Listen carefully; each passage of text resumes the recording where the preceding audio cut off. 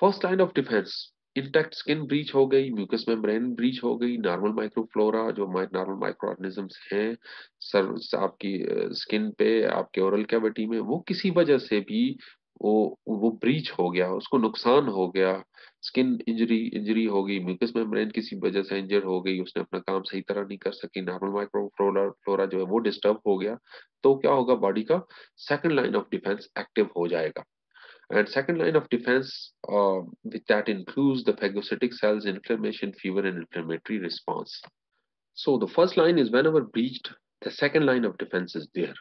Micro organism ने penetrate कर लिया फर्स्ट लाइन को, तो सेकंड लाइन जो है वो एक्टिव होगी, डिफरेंट डिफेंस सेल्स होंगे, inflammation, fever, anti microbial substances, ये एक्टिव एक्शन अपना शुरू कर देंगे. सबसे इंपॉर्टेंट बात करने से पहले हम लोग जो हैं डिफेंस सेल्स या फैगोसिटिक, तो ब्लड ब्लड पे बात करनी जरूरी है. What is blood? Blood is tissue fluid है हमारे पास, और मेनली इसमें हमारे पास कुछ फॉर्म्ड एलिमेंट्स होते हैं, कुछ केमिकल, कुछ लिक्विड पोर्शन है. Almost about 55% of total blood volume जो है वो फ्लूइड पोर्शन पे होता है. उसमें आप कह सकते हैं फ्लूइड होता है जो कि प्लाज्मा होता है, जो 55% होता है. Then this fluid portion is further, ये प्लाज्मा जो है उसमें 95% वाटर, देन ब्लड प्रोटीन्स होती हैं, कुछ फिब्रिनोजन, एल्बुमिन, ग्लोबुलिन, कुछ न्यूट्रिएंट्स भी हो सकते हैं. And then we have the cellular portion of the blood which comprises about 45% of total blood volume. 45% हमारे पास सेलुलर कंपोनेंट्स होता है, जिसमें व्हाइट ब्लड सेल हमारे पास mainly, then platelets, RBCs, the most you can say abundant cells RBCs होते हैं. RBCs की वजह से red colour of the blood होता है. The blood is composed of 55% of plasma and 4% इसमें white blood cells और platelets होते हैं, and 41% इसमें RBCs या red blood cells होते हैं. The color of the blood is due to the presence of the RBCs. बहुत हाई कंसंट्रेशन में चूंकि आरबीसीज होते हैं, बहुत बड़ा नंबर होता है, इसलिए खून का रंग सुर्ख होता है. They are about 4 to 5 million per microlitre और cubic millimetre.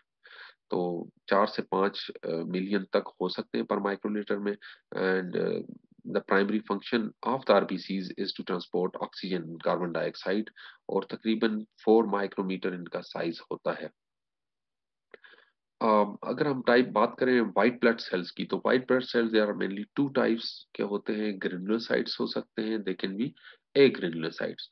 Granulocytes means these types of blood cells, white blood cells, they contain the granules. इनमें particles होते हैं, ये granules के अपने specific functions होते हैं. Please keep this thing in your mind कि a granulocytes में भी now it is scientifically proven they do have certain granules but they are not visible through without specialised microscopy. आप specialised microscopy जब तक नहीं use करते वो नजर नहीं आते, उनमें भी ग्रेन्यूल्स होते हैं सर्टन सेल्स में. तो ग्रेन्युलोसाइट्स की बात करें ब्रॉडर टर्म, एक सिंपल कंपाउंड माइक्रोस्कोप की बात करें, उसके जरिए जब भी आप ब्लड की स्मीयर देखेंगे you can easily visualise the granulocytes and agranulocytes. And based upon the granules, we have the neutrophils, eosinophils, and the basophils. And based upon the agranulocytes differentiation, we have the lymphocytes and monocytes. और lymphocytes में हमारे पास T lymphocyte, B lymphocytes, and natural killer cells होते हैं. If we talk about the individual cells, the lymphocytes, we have तकरीबन हमारे पास एक microlitre में 5 to 10,000 WBCs होते हैं. और इनमें जो फर्स्ट टाइप है ग्रेनुलोसाइट्स की, ग्रेनुलोसाइट्स, उनमें हमारे पास न्यूट्रोफिल्स, बेसोफिल्स, इयोसिनोफिल्स होते हैं. जैसा मैंने बताया, neutrophils 60 to 70% of the leucocytes होते हैं. वेरी करेक्टरिस्टिक इनकी शेप होती है न्यूट्रोफिल्स की. इनको पॉलीमॉर्फोन्यूक्लियर सेल्स भी कहा जाता है. Poly means many, morpho shape, nuclear cells. इनकी न्यूक्लियस की बहुत सी शेप्स होती हैं. वो एक्चुअली इस वजह से कि इनके जो न्यूक्लियस में लोब्स होते हैं वो 2 to 5 लोब्स होते हैं. कभी टू डिफरेंट जो उसकी फेजेस ऑफ आप कह सकते हैं मेच्योरिटी के फेजेस या में है, तो उनमें लोब्स का नंबर कम से ज्यादा होता रहता है. तो 2 to 5 लोब्स होते हैं, इसलिए इसकी पॉलीमॉर्फोन्यूक्लियर सेल्स कहा जाता है. इसका न्यूक्लियस जो है बड़ा इजीली डिस्टिंग्विशेबल है, बड़ी आसानी से आप इसके लोब्स को दूर देख सकते हैं. 4 माइक्रोन, इनका साइज ऑलमोस्ट सिमिलर होता है ग्रेनुलोसाइट्स का, बट न्यूट्रोफिल्स के जो लोब्स होते हैं वो बड़ा आसानी से हमें नजर आ जाते हैं. और primary function of the neutrophil is the phagocytosis, phagocytosis में काम करते हैं ये cells. Then we have the basophils, basophils 0.5 to 1% of the granular total leukocytic count होते हैं, टीएलसी का हिस्सा होते हैं। ये stain blue purple with methylene blue, methylene blue अगर आप स्टेन यूज करें तो इसके साथ ये ब्लू पर्पलिश किस्म का कलर देते हैं जो बड़ा इजीली विजिबल होता है। Size is almost similar to the neutrophils, 3 micrometre इनका साइज होता है।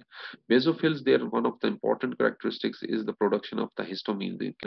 बेसोफिल्स का इसके जो ग्रेन्यूल्स हैं विच कंटेन्स द हिस्टोमीन, वो ग्रेन्यूल्स रिलीज आउट होते हैं और हिस्टामिन की प्रोडक्शन होती है, एलर्जिक रिस्पॉन्स इनिशिएट होता है। eosinophils 2 to 4% of the total leukocytic है हमारे पास, डब्ल्यूबीसीज हैं और साइज इनका तकरीबन 4 माइक्रोमीटर है। दे स्टेन रेड और ऑरेंज विद ईओसिन स्टेन।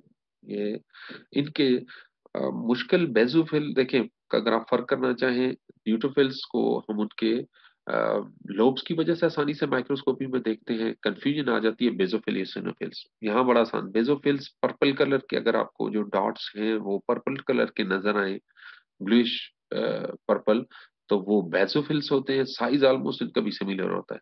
और जब रेड कलर के आपके पास, आप माइक्रोस्कोपी में, आप फाइन माइक्रोस्कोपी को जरा सा ट्यून करते रहें तो आपको रेड कलर के या ऑरेंज कलर के स्पॉट्स या डॉट्स नजर आएंगे। दो cells are the eosinophils. They are responsible for the production of toxin protoxic proteins against parasites. Even phagocytosis में इनका important, they play a very important role. Allergic responses में भी जो आईजीई है उसके साथ eosinophil जो है उसके साथ मिल के एलर्जिक रिस्पॉन्सेज में भी काम करते हैं। If we talk about the types of the agranulocytes, like I said, इसमें हमारे पास लिम्फोसाइट मोनोसाइट्स होते हैं, T B cells natural killer cells होते हैं। और सबसे पहले सेल्स जो मोनोसाइट्स हैं, they are about 3 to 8% of the white blood cells. Monocytes की क्वालिटी ये है, जब तक वो सेल्स में ब्लड स्ट्रीम में होंगे, they are comparatively smaller in size, 5 micrometre के होते हैं। जब टिश्यूज में पहुंच जाते हैं, स्पेसिफिक टिश्यूज में पहुंच के, they convert into specialised cells of phagocytosis, they mature into macrophages. इनका साइज तकरीबन 10 माइक्रोमीटर तक हो सकता है। मोनोसाइट्स और macrophages are the primary phagocytic cells. Cells में जो सबसे इंपॉर्टेंट प्राइमरी काम करते हैं फेगोसाइटोसिस का, वो मोनोसाइट्स हैं। Then we have the dendritic cells types which are also agranulocytes, and they get derived from monocytes, and their primary function is phagocytosis or initiation of adaptive immune responses। बड़े specialised इनके structure होता है, size काफी बड़ा होता है dendritic cells का, 10 micrometre तक। इसकी डेंड्राइट्स होती हैं, एक्सटेंशंस होती हैं सेल्स की, बड़ी स्पेशल किस्म की, स्पेशलाइज्ड, और उनके जरिए उनके साथ ये काम करते हैं। दे help in the adaptive immune response.